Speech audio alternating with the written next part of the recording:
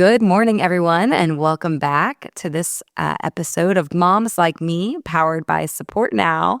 I am so excited to be able to have another wonderful conversation with an incredible mom, entrepreneur, wife, community builder, Rachel Vermeulen. So, Rachel, welcome to the podcast.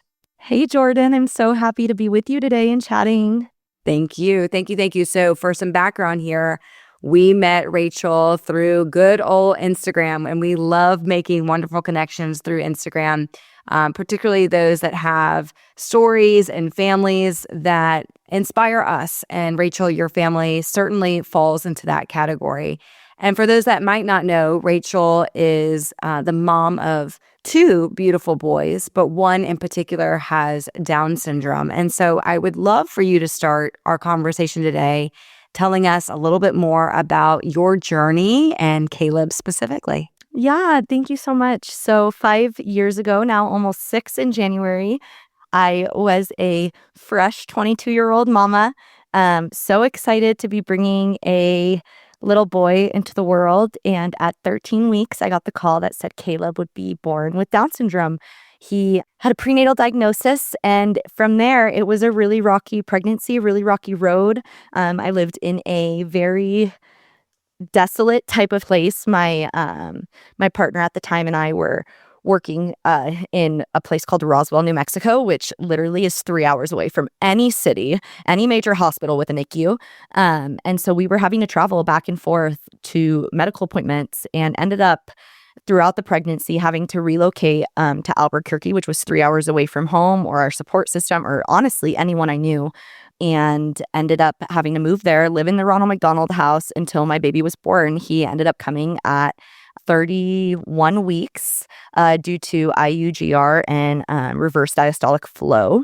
And during that time, it was the hardest time of my life. Every day was a fight for my son. And just for him to not only make it earthside, but also just for my mental health and myself, having not a lot of support back then, it was really hard for me to even ask for help or know how to ask for help, know what I needed when I was just drowning in diagnoses and the fact that my life was going to be different and something I never expected for myself.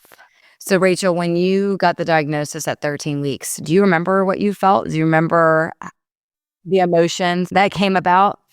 Yeah. So I was sitting in the ultrasound room, actually, when they saw the first marker. The nurse or the ultrasound tech who was doing it completely stopped in her tracks and looked around the room and was like, "I'll be right back," and stepped out.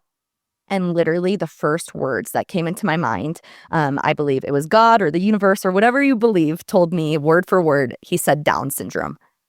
And I had never known anyone with Down syndrome before this. I had never been really involved within the disability community in any way, but the words Down syndrome were so clear in my brain. The doctor comes in, and my partner at the time back then he looked at me and he's like, "No, it's your anxiety."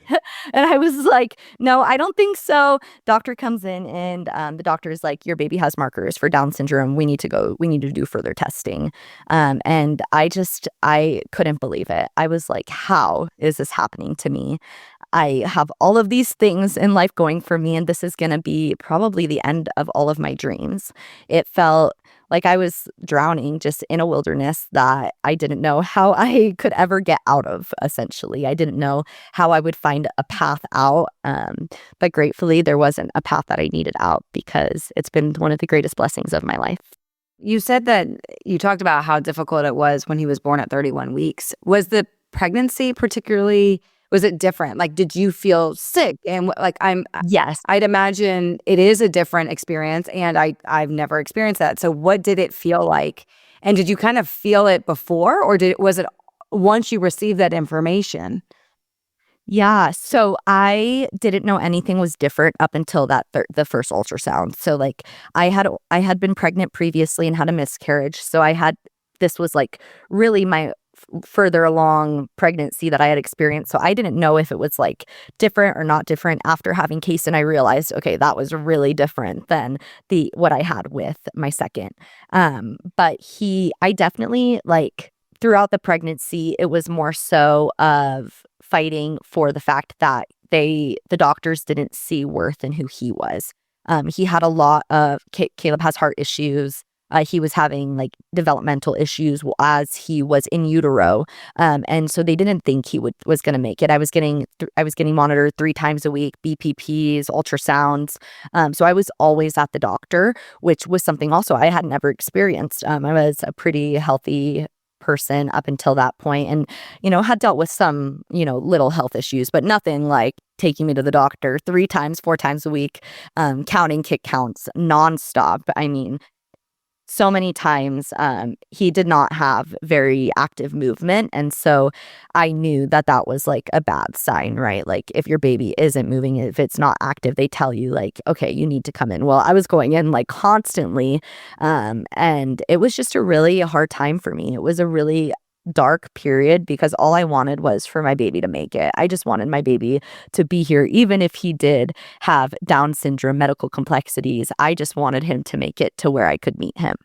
Rachel, when did you tell people that he had these markers or that it would be likely that the baby would be born with Down syndrome? And how did people respond?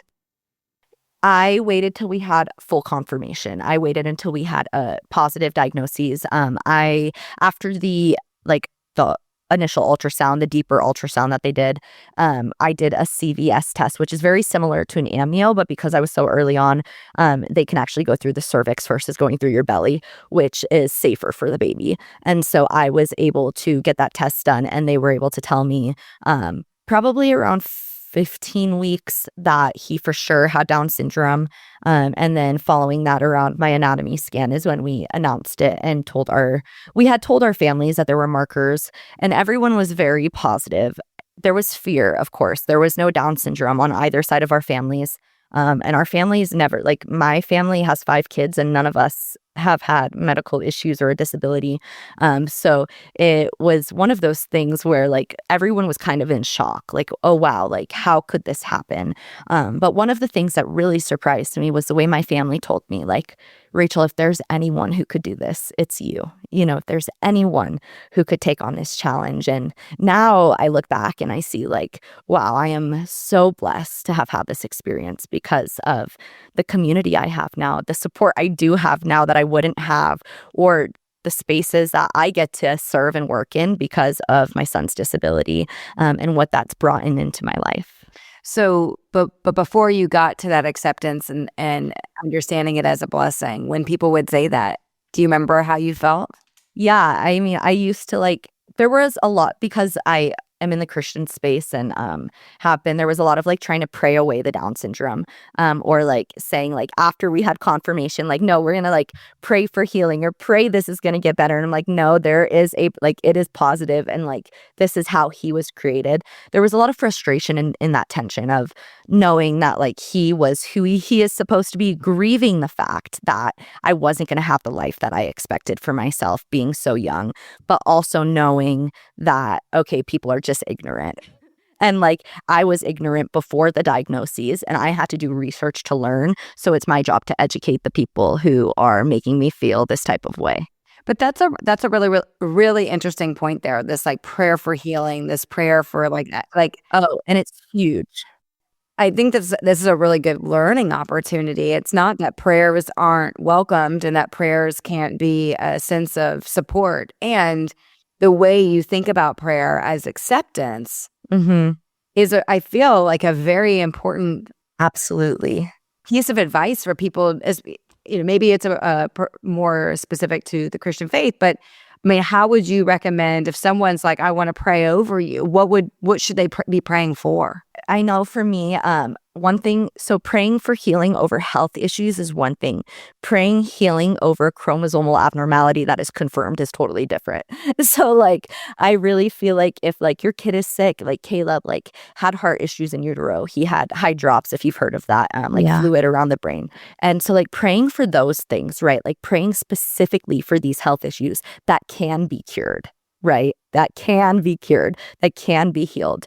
But things that can't be healed, God created them that way. And so you have to have that perspective of that God's good, even in this brokenness, even though disability is a broken thing, there's still good that comes from it. So praying specifically over specifics, right? Things like high drops or heart issues, pulmonary hypertension, totally fine. Praying over like that the Down syndrome would disappear, that the autism would disappear, that cerebral palsy would be completely healed. That is just not realistic for here on earth. And I know for me personally, it hurts me when someone would want to change my kid's chromosomal makeup because that's how God created him to be here on earth. Yeah. Wow. That's, again, I think that's a really important point because people are so well-intentioned, when it comes to wanting to do and say the wrong thing. And as you know, sometimes people are so afraid of saying the wrong thing, they say nothing at all. And in this case, a slight modification in how you're saying it can actually make a big difference in how that's received. So I appreciate you calling that out.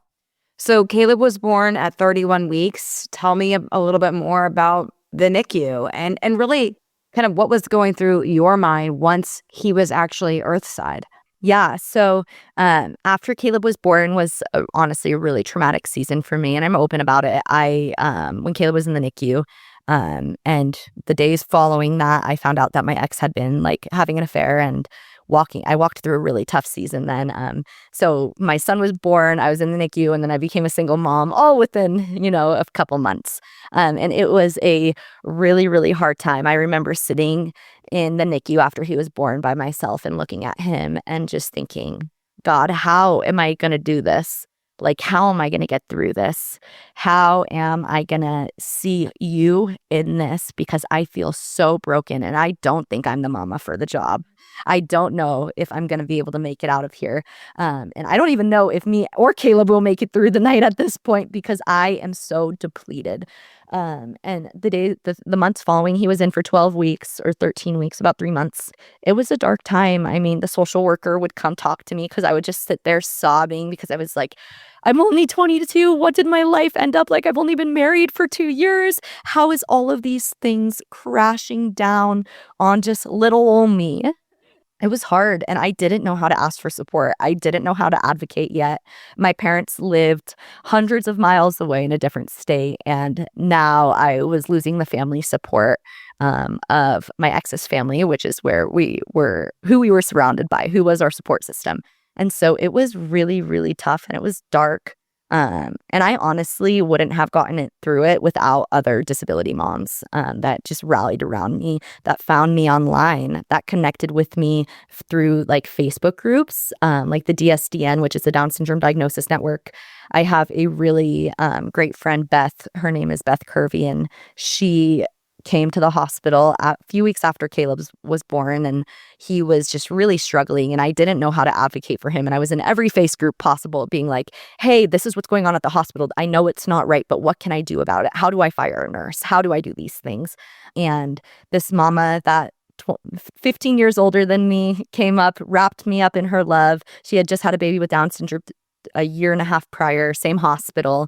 And she knew the ropes and she taught me, girl. Wow. Like she came in and she's like, no, you fire that nurse. You go get the charge nurse. You get the social worker. You tell them. And then she was also the first person to tell me your marriage is not going to make it and you need to figure stuff out. Wow. And so it was so powerful for me that I had someone who came in and kind of swooped me up and saved me as another disability mom. And so if I'm hearing you correctly, which by the way, just the whole story gives me chills because, here you are grieving two things at the same time, both of which are alive, right? You're grieving the very real reality of Caleb being here, fighting for his life, knowing that Down syndrome is going to be a part of your life forever.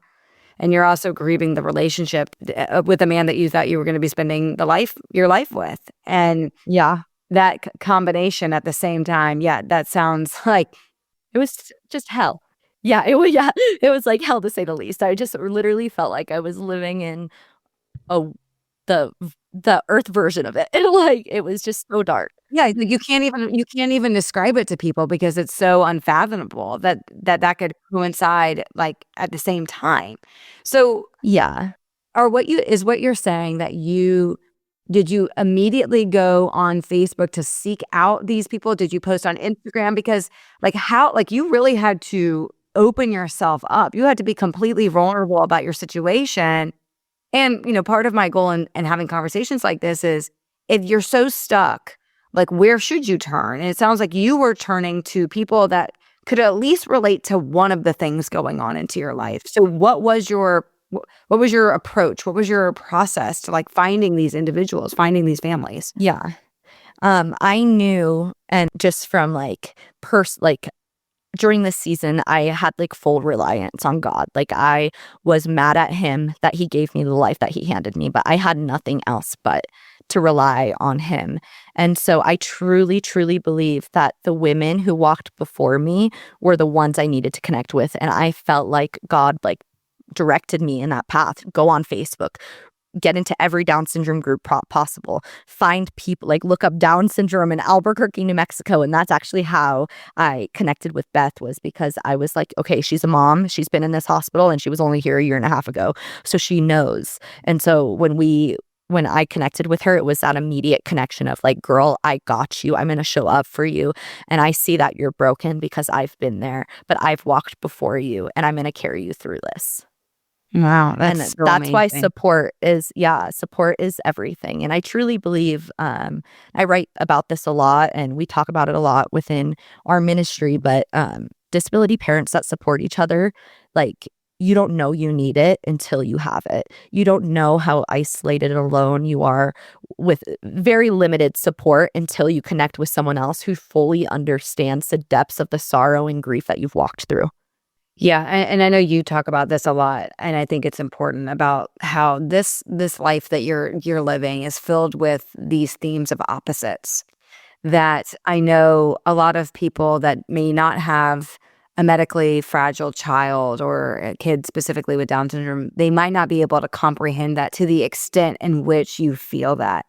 And I do think it's hard for people to seek out help. It's hard to be completely honest with people, even if you have a completely healthy child. There's a lot of pressure out there on moms to just present as if everything is fine and that we're fine and we're good and everything couldn't be better. And the reality is there's a lot of silent suffering that happens with moms in general, but it's certainly highlighted in a situation like this. And so I think what I'm hearing from this is you have to find your people, because if you try to navigate this on your own, it's a dangerous path that you're going to be charting, because you're not meant to do this alone in general, but especially when you have the challenges that you were presented with. Yeah, and I mean, I know even people that don't have kids with disabilities, like they go through divorce right after they have a new baby. And like they go through the depths of that sorrow, and they need to find people who have walked the path before them, who can show them that they're not alone in this journey, but there is light on the other side, that they can keep walking through the desert even if there is no path. Yeah, and I think the stat is like 80% of parents who have a child with a disability end up in divorce. It's a very real challenge. I think sometimes we in our culture we tend to kind of we try to soften things. Oh, this is going to be a more difficult season, or we're going to have new different challenges, and all of that is true. And there's a very real friction and exhaustion that sets in when you're having to navigate this seemingly with no preparation. Absolutely. And there's nothing that can prepare you for disability parenting. Nothing. There's no path. Even if you are a sibling of a child with a disability, you aren't fully prepared to be a parent of a child with a disability. It's a totally different ballgame of knowing that your kid is not going to walk the path that you planned for them. It's their own path, and it's an unexpected one. And there's allowed to be brokenness in that. There's allowed to be grief and heartbreak and the feelings that are so dark that you don't even want to talk about them, but they're real. And then there's that opposite side of it, that you can still find joy in it. You can still find God's goodness in the way that, like, I find so much goodness in the morning when I get Caleb out of his safety bed. It's like his big fort, we call it. But we zip him out, and I see his I see his almond shaped eyes, and he reaches for me and just gives me the biggest kiss on the lips every single morning. And I'm like, wow, God, like, what other 5-year-old boy would do this to his mama? every single day and just wait for that kiss. And I'm just so blessed to have that. And I have to see both. I think everyone that walks this just a path of brokenness or a path of grief, you have to be able to have the perspective and see both, because if not, you'll be lost in that grief forever. You'll be stuck there. But when you can see the bright side of things in the grief, when you can let them coexist, there is so much beauty to be made, and beautiful things just produce. So, common assumption, tell me if this is right or wrong. It's harder at the beginning to accept the reality, and therefore, I think it creates a lot of maybe tension, animosity between a parent and their child for them not being the way you thought they should be or want them to be. But it seems like for you, you really have got into this season of acceptance. Do those moments of disappointment ever still creep in? Oh, yeah. And it still coexists. So I don't think I'm even at a place of full acceptance. I think that acceptance is going to be a lifelong process for me. Every year, there's new things that come up. Just even this past weekend, we were in a Christmas show called Christmas This Year here in Colorado Springs.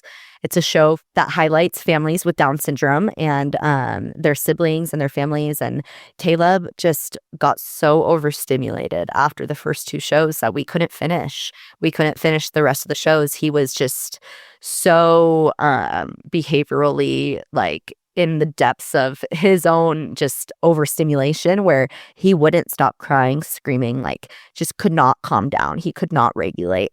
And even just this past weekend, I was like, God, am I just not a good mom? Did I do something wrong to have, did I push him too hard? And there's just new things that constantly come up in this journey that I still feel in denial about, right? There's always going to be things that happen that make me think wow, this is just harder than I could have ever imagined. And I don't know how I'm going to get through it. But every single time God meets me there, I am able to see that even in my brokenness, that tomorrow there's going to be new mercies and new grace for me, and that I'm going to be able to keep going, even if yesterday was so hard and I was in the depths of hell. Tell me, I'm sure everyone's curious, how did you meet Kyle and when did he enter your life? Yeah. So Kyle is the best. And I just love him so much. We met on Hinge about a year after I got divorced, and Hinge is a dating app. If you guys don't know, it's like Tinder and Bumble mixed. But it's classy. It's a classy dating app, everyone.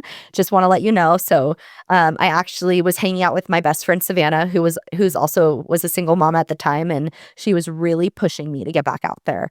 She was like, "You're too young to just say you're going to be a single mom and be a girl boss forever." And I was like, "No, girl, I don't want to deal with these men out here. After this, I'm done." But God had different plans for me. And so she made me pay for Hinge for one day. And it's a free app. But I guess the hot guys come to the top when you pay for one day. And so I had paid the 90. Great tips for Hinge users out there. Yes. I love yes. it. If you are a single disability parent, please go on Hinge. 99 cents. Okay. Amazing. And Kyle had been with his friends and they had set up the profile that day. He had professional pictures. I'm a brand strategist and marketing professional by trade. So that was the immediate attraction for me. And then the only thing it said was that he loved God and that he was 27 or something when we met. And so we matched, and I messaged him and I was like, "Hey, I think you're really cute. I would love to FaceTime or chat, but I have a child with Down syndrome, so you have to be okay with that because we're a package pair, and I don't even want to talk to you if you're not open to it." And he actually replied, "I effing love Down syndrome." And then that night we FaceTimed. Come to find out 2 days later that he had actually Googled Down syndrome right after I told him to figure out what it was.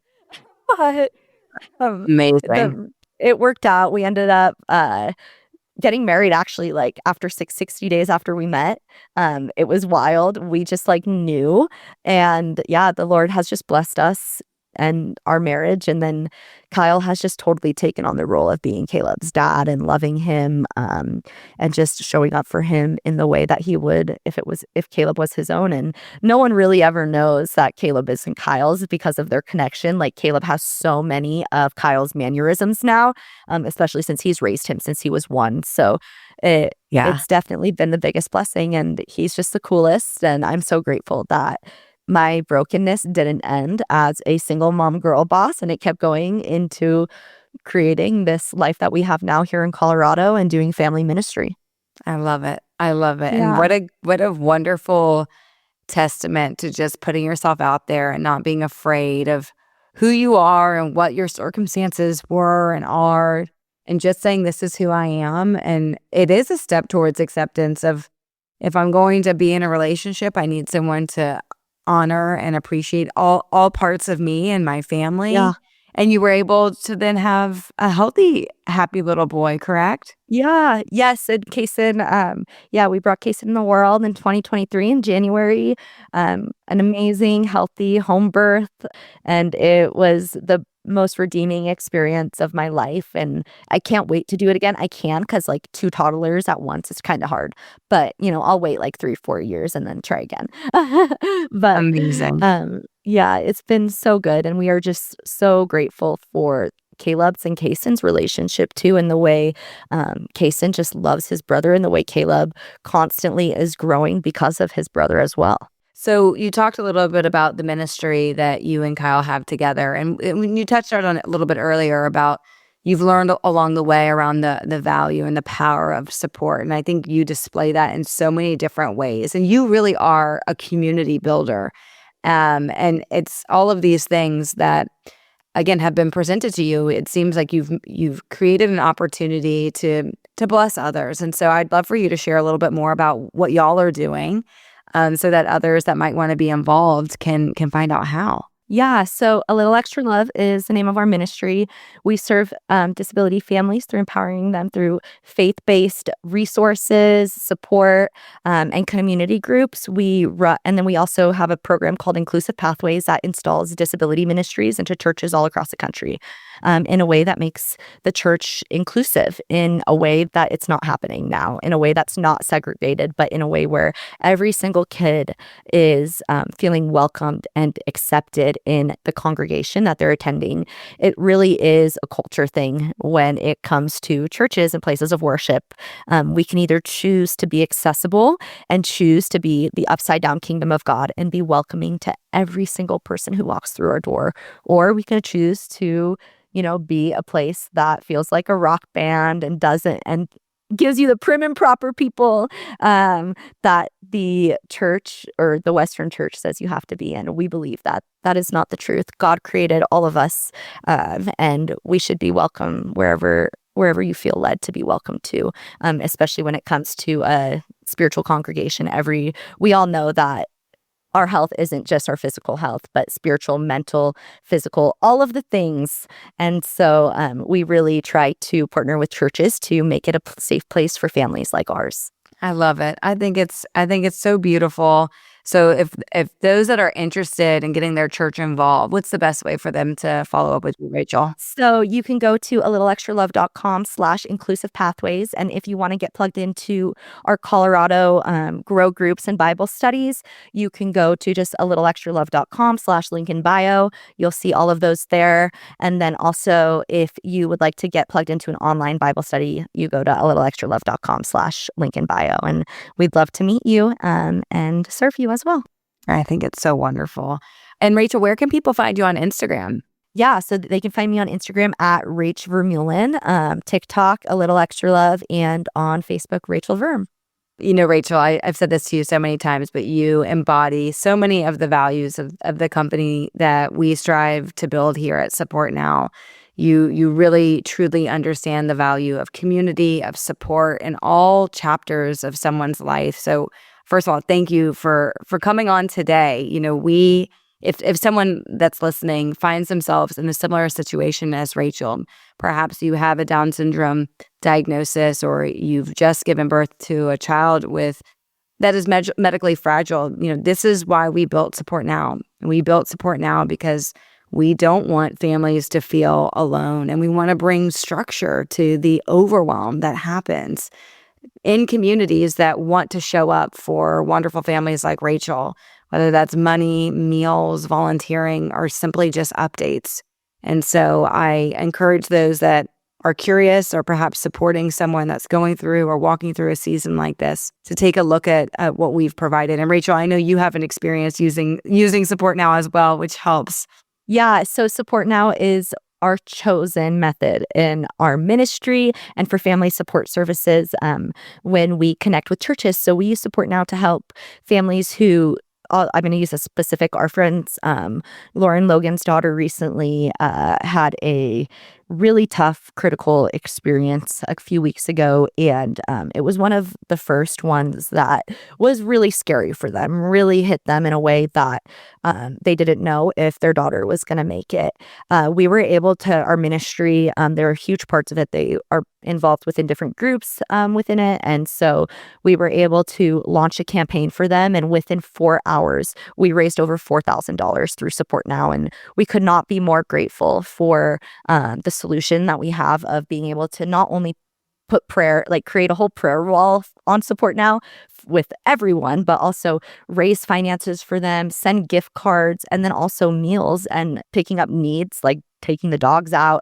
It really is just the best platform that you and Scott have created. And we could not be more grateful to have such a great software to use within our ministry that not only helps us keep not be running with our chicken, like chickens with their head cut off, right? Like when you're managing 40 different platforms for one person, it is way too hard. So Support Now really dials that down and just has helped us streamline everything and streamline the support that these families really, really need. I appreciate that. Thank you so much. And again, I love a good husband-wife duo when it comes to supporting others. So again, just super mission aligned. And Rachel, again, thank you for your openness. Thank you for sharing more of your story. I am very confident that there are so many, many others that will listen to this that will find a level of being uplifted through your story. And I know, no one knows how life will play out, but certainly with the mindset and with your just devout nature, you are bound for really, truly greatness. And how lucky your little boys are to have you as their leader. I truly draw a lot of inspiration just from your attitude, your mindset, and what you've built. So thank you. And for those, again, last little mention for Rachel, check out a littleextralove.com. Thank you, Rachel. We'll talk again soon. Thanks, Jordan. Have a great one.